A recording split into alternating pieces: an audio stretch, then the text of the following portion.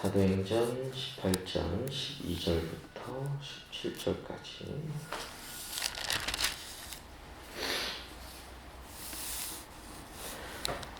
한 절씩, 두 절씩 같이 읽도록 하겠습니다.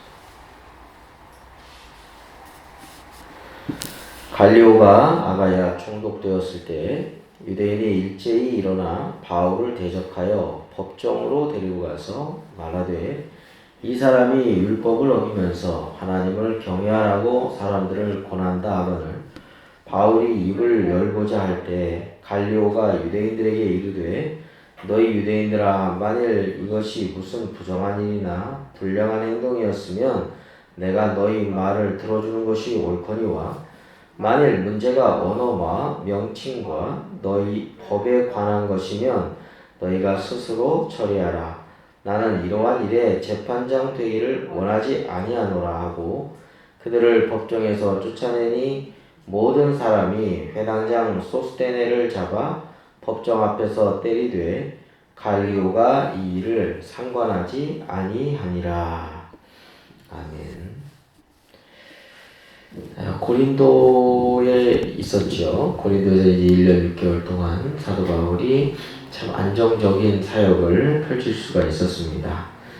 자, 근데 오늘 새로운 또 유대인들의 핍박이 시작되고 있는 것을 보게 되죠. 당시에 갈리오라는 사람이 아가야의 총독이라고 합니다. 이 아가야라고 하는 것은 그리스 남쪽을 가리킵니다. 이 그리스 남쪽을 다스리는 로마의 총독이 누구냐면 이 갈리오라는 사람입니다. 이 갈리오라는 사람이 있었는데 유대인들이 일제히 일어나서 바울을 대적합니다. 그리고 어디로 데려가냐면 법정으로 데려가서 이제 고소를 하게 되는 것이죠. 자, 이제 원고가 있고 원고가 이제 여러 가지로 고소를 했어요. 그러면 이제 피고가 변론을 해야 되잖아요. 근데 바울이 뭔가를 이제 14절에 보면 입을 열어서 말하려고 할 때 갈리오 총독이 유대인들한테 말합니다. 그러니까 피고로서 답변하기도 전에 갈리오 총독이 이제 좀 개입이 된 거예요. 바로 어떻게 개입됐냐면 이게 뭐 부정한 일이나 불량한 행동이면 내가 좀 알아서 판단하고 하겠는데 이거 뭐 너희들의 언어, 명칭, 너희의 그 율법에 관한 것이라면 니들이 알아서 처리해라. 니들이 종교적인 것들이라면 내가 상관하지 않겠다라고 그 고소를 그냥 기각시켜버립니다. 그런 일이 생기고 맙니다. 그랬더니 모든 사람이 이제 법정에서 이제 쫓겨남을 당하는 거죠. 16절에 보면 그들을 법정에서 쫓아내니 모든 사람이 회당장 소스테네를 잡아 법정에서 때리되 갈리오가 이 일을 상관하지 않겠다. 그러니까 갈리오가 아주 그 중간에 그냥 기각시켜버리고 끝납니다. 어떤 면에서 잘못하다가는 굉장히 어려움을 당할 수 있는 위기 상황에서 오히려 역전이 되고 있거든요.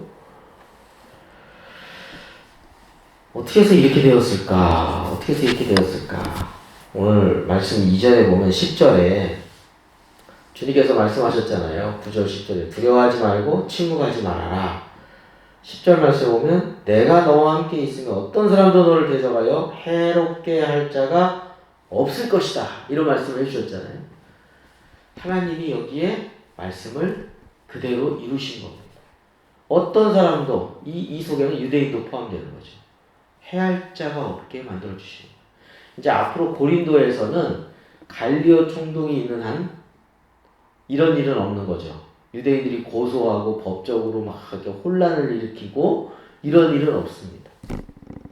빌립보 같은 경우에는 관원들이 일단은 막 빌립보 감옥에다 쳐넣었잖아요. 때리고 이제 이런 일은 없는 거죠.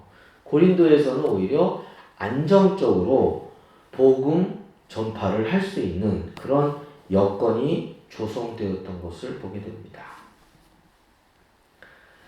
감사한 일이죠. 편안하게 신앙생활을 할 수 있는 그런 상황으로 하나님께서 개입해 주신 것입니다. 근데 이 소스테네라는 회당장이 나오죠. 이 소스테네는 그 전에 8절에 보면 우리가 회당장 그리스도가 있는데 이 그리스도가 유대교인이었다가 예수님을 믿은 다음에 어떻게 되냐면 온 집안이 다 예수님을 믿는 거예요.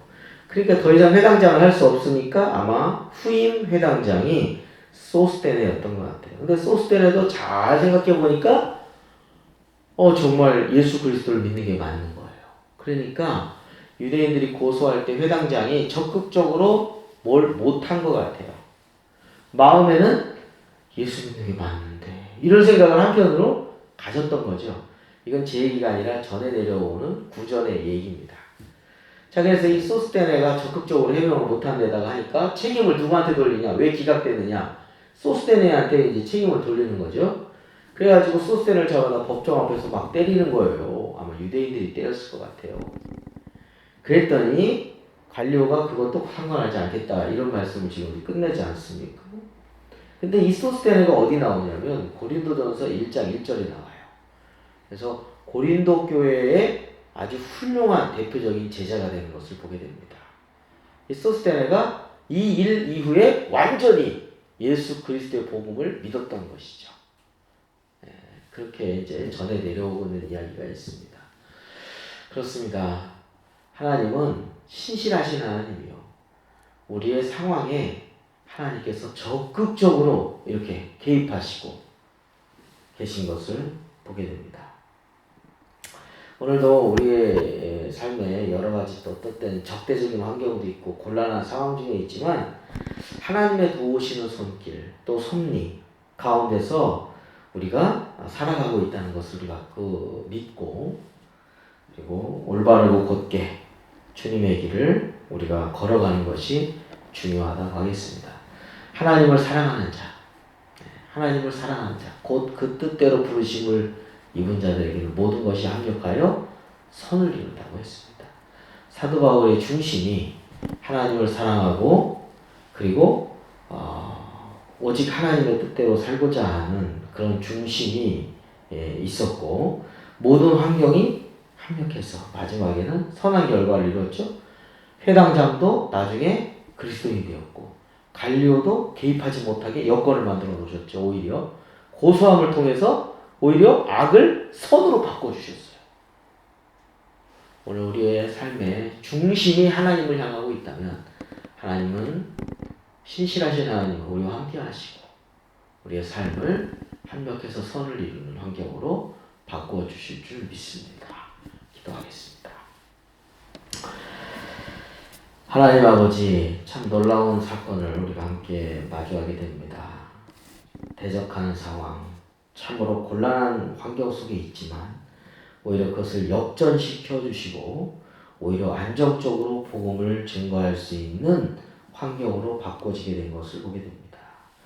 또한 지도자까지도 변화시켜 주셔서 훌륭한 주님의 제자가 되는 역사가 이루어지게 된 것을 보게 됩니다. 신실하신 하나님, 오늘도 우리의 삶에 함께하여 주셔서 어떤 나쁜 상황이라도 오히려 하나님이 함께하시고 개입하심으로 말미암아 역전되게 하시고 악한 것이 선함으로 결론 맺어질 수 있는 삶이 될 수 있도록 인도하여 주셔서 오늘도 중심으로 하나님을 사랑하고 하나님을 섬기며 살아갈 수 있는 믿음 가운데 굳건히 저희들이 설 수 있도록 인도하여 주시옵소서. 이 한 주간의 삶을 온전히 주님께 맡기고 감사드리며 예수 그리스도의 이름으로 기도드립니다. 아멘. 하늘에 계신 우리 아버지여, 이름이 거룩히 여김을 받으시오며 나라가 임하시오며 뜻이 하늘에서 이루어진 것 같이 땅에서도 이루어지이다. 오늘 우리에게 일용할 양식을 주시옵고 우리가 우리에게 죄 지은 자를 사하여 준 것 같이 우리 죄를 사하여 주시옵고 우리를 시험에 들게 하지 마시옵고 다만 악에서 구하시옵소서. 나라와 권세와 영광이 아버지께 영원히 있사옵나이다. 아멘.